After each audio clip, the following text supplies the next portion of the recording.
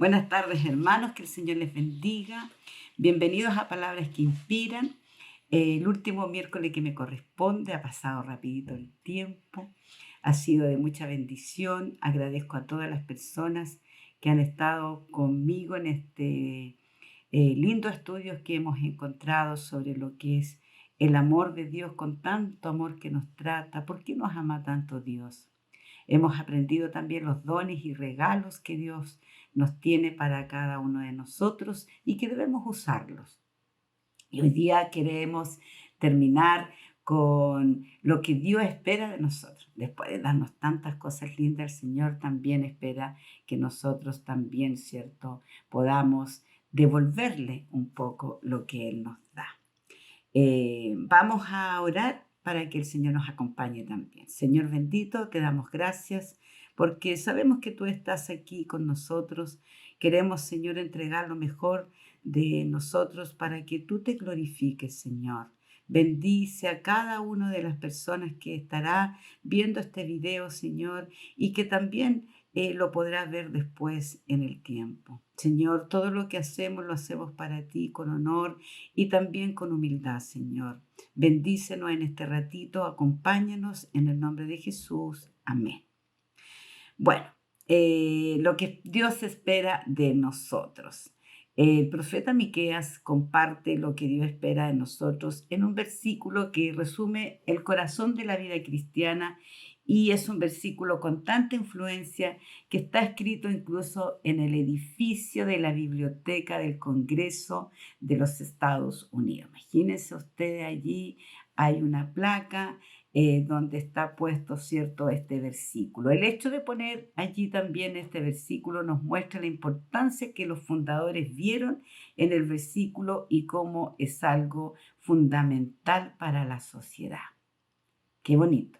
El versículo está en Miqueas, ¿cierto?, 6:8, que dice: ya se te ha declarado lo que es bueno, ya se te ha declarado lo que es bueno, ya se te ha dicho lo que de ti espera el Señor: practicar la justicia, amar la misericordia y humillarte ante Dios. Hermoso versículo. Nos hace mucho sentido entonces por qué está puesto ahí, ¿cierto?, en esa biblioteca, para que todas las personas, ¿cierto?, puedan leerlo y también practicarlos y también hacerlo parte de ellos. Para entender este versículo profundamente, necesitamos pensar un momento en el contexto que fue escrito. Miqueas primero era un profeta del Antiguo Testamento que escribió al pueblo de Dios. Los reprendió por ser religiosos por fuera y corruptos por dentro. Miqueas describió al pueblo de Dios como un pueblo idólatra que robaba la propiedad y la herencia a los pobres, un pueblo violento, pueblo de mentiras, que solo buscaba sus propios intereses y beneficios. Un poco parecido a lo que está incluso pasando siempre en el mundo. Y vemos en el versículo 8 tres cosas que Dios quiere en nosotros en vez de una religión muerta, en vez de algo, ¿cierto?, que nosotros nos preocupemos solo por nuestros intereses. Practicar estas tres cosas nos puede ayudar cómo se ve la vida de alguien que agrada a Dios. Vamos con el desglosando: practicar la justicia. ¿Qué será practicar la justicia? La justicia, ¿qué es? En lo justo, imparcial, es vivir una vida con integridad, tratar a los demás en la manera que Dios quiere, no pedir sobornos, no favorecer a nadie, ser con todos iguales, ni oprimir a los pobres o vivir solo por uno mismo. Miqueas reprendió, ¿cierto?, a los líderes de Israel por falta de su justicia. En Miqueas 3:1-2 dice: ¿acaso no le corresponde a ustedes conocer la justicia? Ustedes odian el bien y aman el mal. Practicar la justicia, entonces, significa amar el bien y odiar el mal, de manera que va a influir en nuestros pensamientos y en nuestras acciones hacia los demás. Debemos practicar entonces amar el bien, odiar el mal. Hay tanta injusticia en el mundo, sabemos eso. Sabemos que siempre ha habido injusticia. Una vez escuché una noticia tan injusta, que uno lo único que puede hacer es orar por esas personas. Una mujer que había bebido más de la cuenta, llevaba exceso de velocidad, tuvo un accidente, a ella no le pasó nada, pero por ese accidente murió una familia completa. Uno dice, oh, ¿qué va a hacer el juez? ¿Le va a decir algo? Solamente le dieron cierto arresto domiciliario y, y la licencia se la quitaron por pocos meses. Ay, uno dice, esto es injusticia. Debemos practicar la justicia, orar por todas las personas para que no hagan esas cosas tan terribles. Y como hay tanta injusticia en el mundo, Dios quiere que nosotros reflejemos su carácter justo y quiere que bendigamos a otras personas practicando la justicia también. Hay justicias grandes, tremendas, vemos en las noticias, ¿cierto? El robo, la esclavitud sexual también, el racismo, el asesinato, violaciones. Hay injusticias pequeñas que a veces decimos, no, pero son también defraudar con nuestros impuestos, robar tiempo de nuestro empleado o hablar una verdad parcial con la intención de engañar, ¿cierto? A otras personas. Dios odia estas cosas. Él nos llama a practicar la justicia en cada área de nuestra vida pública y privada. No significa hacer lo bueno aun cuando nos cueste. Servir a los demás aun cuando no recibimos nada. Defender, ¿cierto?, al derecho de los pobres y oprimidos. Aún vivir en integridad y santidad cuando estemos solos. También debemos ser íntegros, no solo delante de los demás, siempre ser igual ante Dios. No callarnos cuando hay injusticia, orar, involucrarnos, ¿cierto? Debemos preguntarnos, ¿en qué área de nuestras vidas está llamándonos Dios a practicar la injusticia? Hagámonos esa pregunta siempre. Un ejemplo muy significativo está en la Biblia, en el pasaje de Hechos, en capítulo 5, del 32 al 39, ¿cierto? Pedro y Juan, defendiéndose, dijeron al concilio, nosotros somos testigos de estos acontecimientos y también lo es el Espíritu Santo que Dios ha dado a quienes lo obedecen. A los que oyeron esto, se les subió la sangre a la cabeza y querían matarlo. Es decir, estaban nuevamente, ¿cierto?, juzgando ahí a Pedro y Juan. Qué terrible estar ante los tribunales, ¿cierto? No tener un buen abogado, no tener, ¿cierto?, alguien que nos defienda. Pedro y Juan estaban pasando eso y querían matarlo. Querían matarlo, pero un fariseo llamado Gamaliel, maestro de la ley, muy respetado por todo el pueblo, se puso de pie en el consejo y mandó que hicieran salir por un momento a los apóstoles y luego le dijo, hombres de Israel, piensen dos veces lo que están a punto de hacer con estos hombres. Hace algún tiempo surgió Teudas, jactando de que era alguien, de ser alguien importante, y se le unieron 400 hombres. Pero, ¿cierto? Mataron a Teudas y todos sus seguidores se dispersaron. Y allí se acabó todo. Después surgió Judas, el Galileo, en los días del censo y logró que la gente lo siguiera. A él también lo mataron y todos sus secuaces se dispersaron. En este caso, les aconsejo que dejen a este hombre en paz, suéltenlo. Si lo que se propone y hacen es de origen humano, fracasará. Pero si es de Dios, no podrán destruirlos y ustedes encontrarán luchándose contra Dios. Y ellos se dejaron persuadir por Gamaliel, ¿cierto? Un hombre maestro de la ley muy respetado. Gamaliel se levantó valientemente a favor de la justicia. Sus palabras fueron sabias y apelaron el mayor de los argumentos. Si la obra de los apóstoles no era de Dios, iba a desaparecer, pero si era, permanecería. Él salvó también la vida de estos, ¿cierto?, apóstoles. Dios siempre pone palabras sabias en persona. Él utiliza a todas las personas. Por eso debemos estar atentos a la injusticia que se está viviendo muchas veces en tu región, en alguna parte orar por las injusticias del mundo. Después dice amar la misericordia, el segundo consejo ahí de Miqueas 6. Es interesante que no dice que debemos practicar la misericordia, como si fuera un hecho, sino que dice amar la misericordia. Es un afecto del corazón. La misericordia es compasión mostrando a alguien que no la merece. Los que aman la misericordia quieren mostrarla en cada oportunidad que tienen. Qué bonito. Amar la misericordia porque la queremos mostrar en cada oportunidad que tengamos. Esto significa que como seguidores de Cristo hay que perdonar como Cristo nos perdonó. En Efesios 4:32 dice, antes sed benignos unos con otros, misericordiosos, perdonando unos a otros como Dios también nos perdonó a vosotros en Cristo. ¿Cuál es tu actitud hacia personas que nos han hecho daño?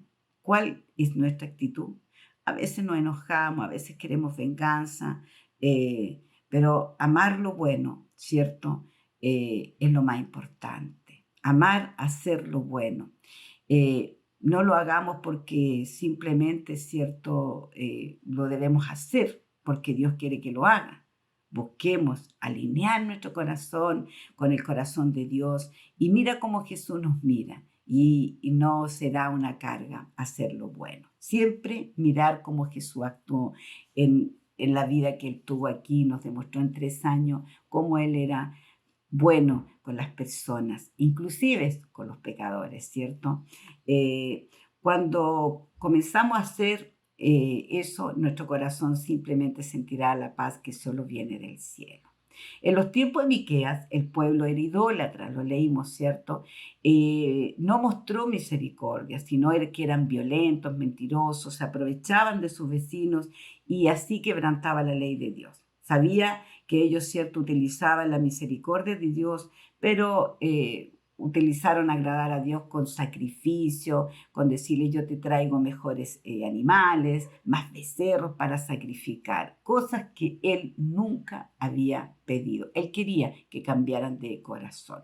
Para nosotros sabemos que Dios nos ofrece misericordia, porque podemos ver el ejemplo, ¿cierto?, supremo de la misericordia que Dios hizo al mundo. Envió a su Hijo, ¿cierto?, como lo dijimos la semana pasada, ¿cierto?, a su Hijo, dio la muerte de Jesucristo en la cruz. Jesús murió en nuestro lugar y tomó el castigo de nuestros pecados en su cuerpo. Jesucristo es el Hijo que practicaba la justicia cada segundo de su vida. Dio su vida voluntariamente para salvar a pecadores como nosotros. Y este mismo libro de Miqueas muestra la gran misericordia de Dios. ¿Saben que Miqueas 7 dice así? Que Dios hay como tú, que perdona la maldad y pasa por alto el delito del remanente de tu pueblo. No siempre estarás airado, porque tu mayor placer es amar. Vuelve a compadecerte de nosotros. Pon tu pie sobre nuestras maldades y arroja al fondo del mar todos nuestros pecados. Qué bonito versículo donde le piden a Dios, ¿cierto?, que sea misericordioso. Cuando nosotros se nos cae algo en el mar, nunca más lo vamos a encontrar, nunca más. Así también, ¿cierto?, Él arroja al fondo del mar nuestros pecados. Dios no nos va a castigar por esos pecados que están en el fondo del mar. Te da perdón completamente. Esa es la misericordia. Eso es lo que nos da mostrar misericordia a otras personas. ¿Qué personas de nuestra vida están necesitando que le mostremos nuestra misericordia? Ya sea perdón, servicio a las personas que necesitan ayuda o amando a personas que no se la merecen. Un ejemplo, pero maravilloso, está ahí, ¿cierto?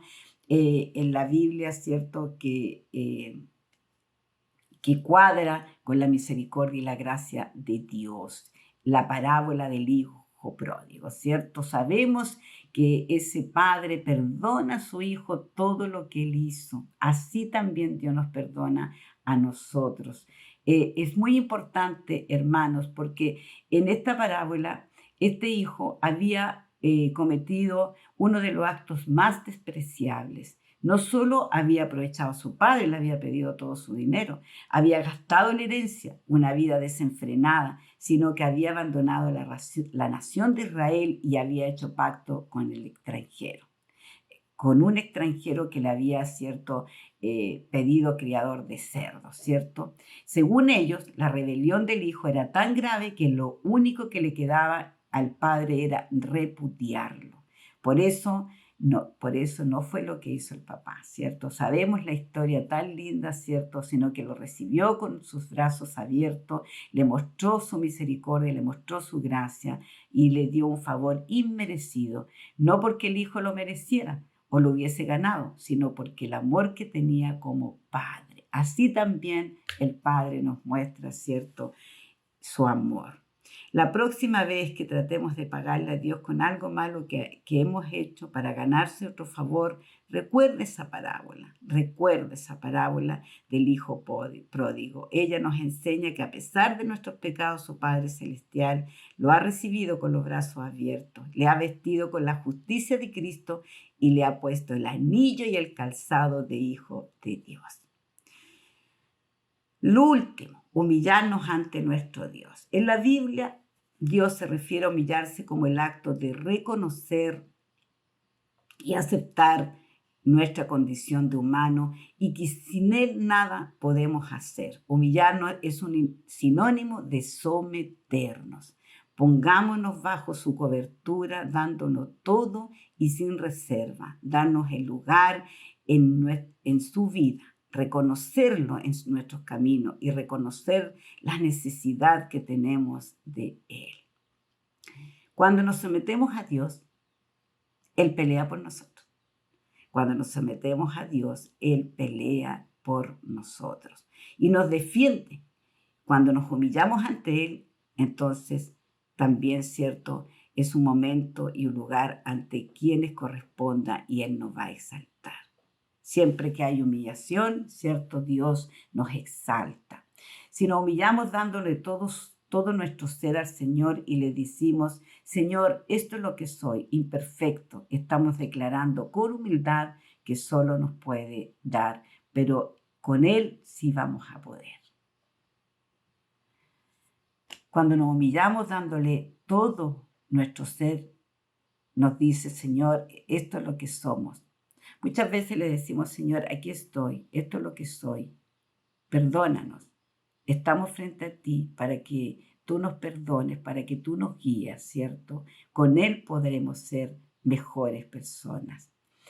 Muchas traducciones de este versículo también, ¿cierto?, dice andar humildemente con nuestro Dios, porque enfatiza que humillarnos ante Dios no es algo que hacemos una vez y después volvemos a hacer lo mismo. O volvemos a hacer lo que queremos. Es un estilo de vida. Andar diariamente humillándonos ante nuestro Dios, recordando que Dios es Dios y que nosotros somos sus criaturas, pecadores que necesitan de su gracia, pero pecadores que han recibido también su gracia en Cristo Jesús. Las dos características anteriores, ¿cierto?, andar en la justicia y amar la misericordia, la hacemos al prójimo o la hacemos a nuestros hermanos. Pero esta última es algo que se trata de usted y de Dios, de mí y de Dios. Es una relación con Dios. Para andar humildemente con nuestro Dios necesitamos cultivar una relación con Él, a Él, escuchándolo con su palabra y dándole nuestras alabanzas y carga en oración. Necesitamos amar lo que Dios ama y odiar lo que Dios odia, ¿cierto?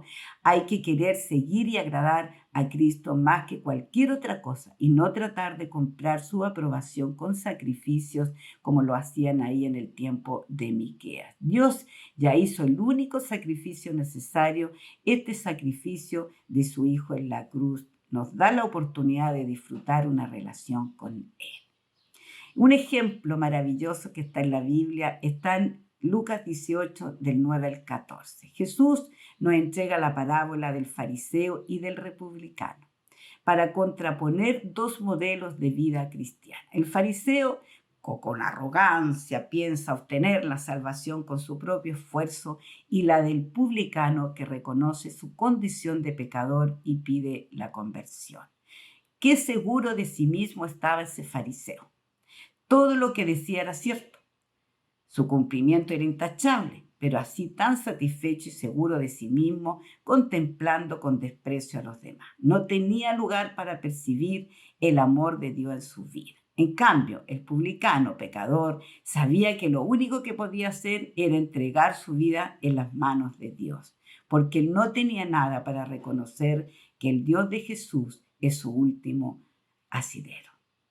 Señor, ten misericordia de mí, soy un pecador, decía. En esa humildad, arrepentimiento y deseo de conversión, Dios encuentra la tierra fértil derrochando amor.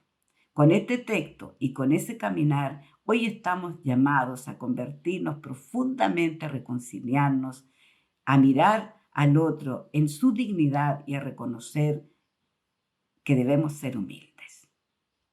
Mirando de cerca esta parábola con actitudes y nuestra forma de enfrentar la vida, ¿nos asemejamos más a la actitud del fariseo o del republicano?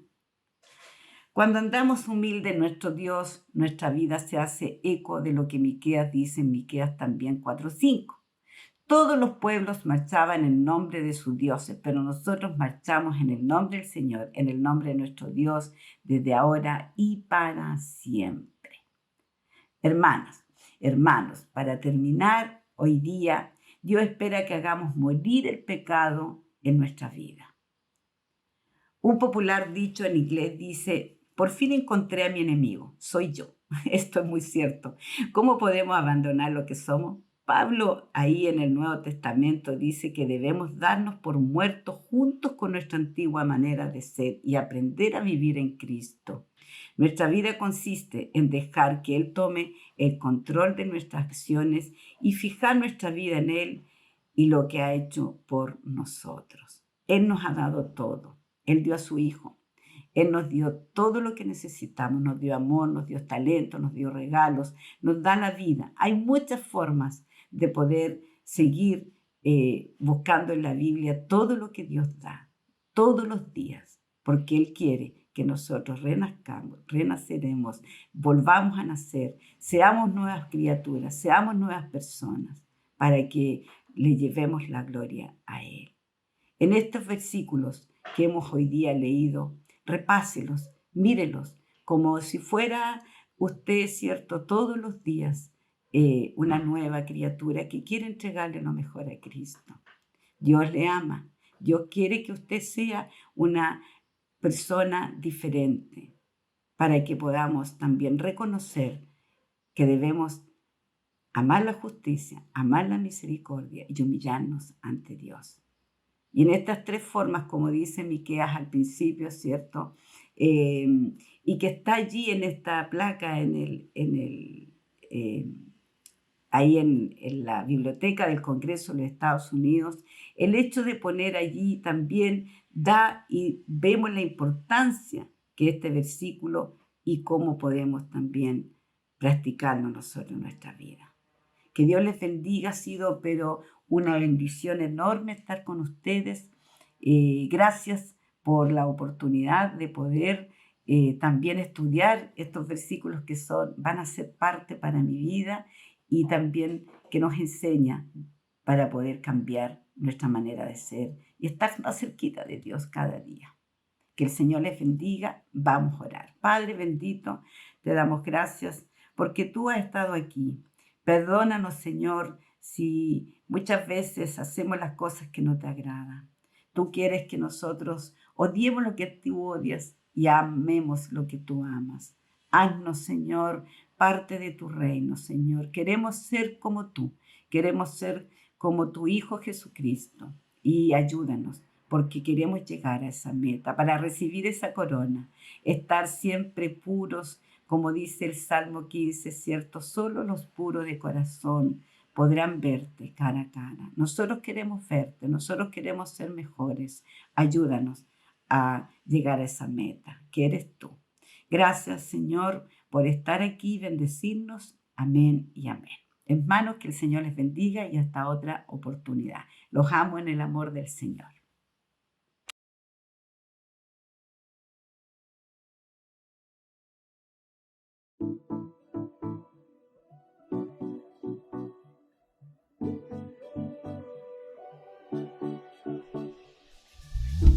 Cuando oscurece y el miedo crece, escucharé tu voz.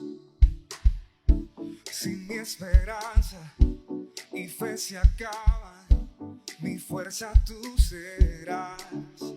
Cuando creo que no hay valor en mí, Dios lo encuentro en ti. No me rendiré, pues sé que tú nunca me dejarás, nunca me dejarás. Tu amor me cautivó, nunca está lejos. Lo siento resonando como un eco. Tu amor me cautivó, nunca está lejos. Lo siento resonando como un eco en mi corazón.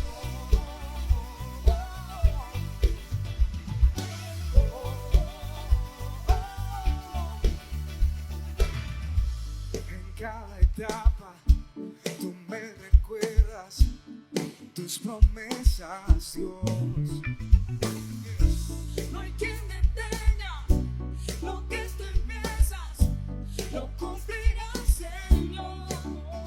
Cuando creo que no hay valor en mí, Dios lo encuentro en ti. No me rendiré, pues sé que tú nunca me dejarás, nunca me dejarás. Tu amor me cautivó, nunca está lejos. Lo siento resonando como un eco. Tu amor me cautivó, nunca está lejos. Lo siento resonando como un eco en mi corazón.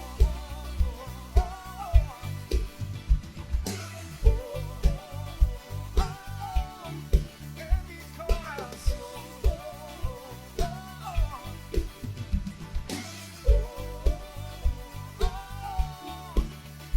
Cuando creo que no hay valor en mí, Dios lo encuentro en ti. Yeah. No me rendiré, pues sé que tú nunca me dejarás, nunca me dejarás.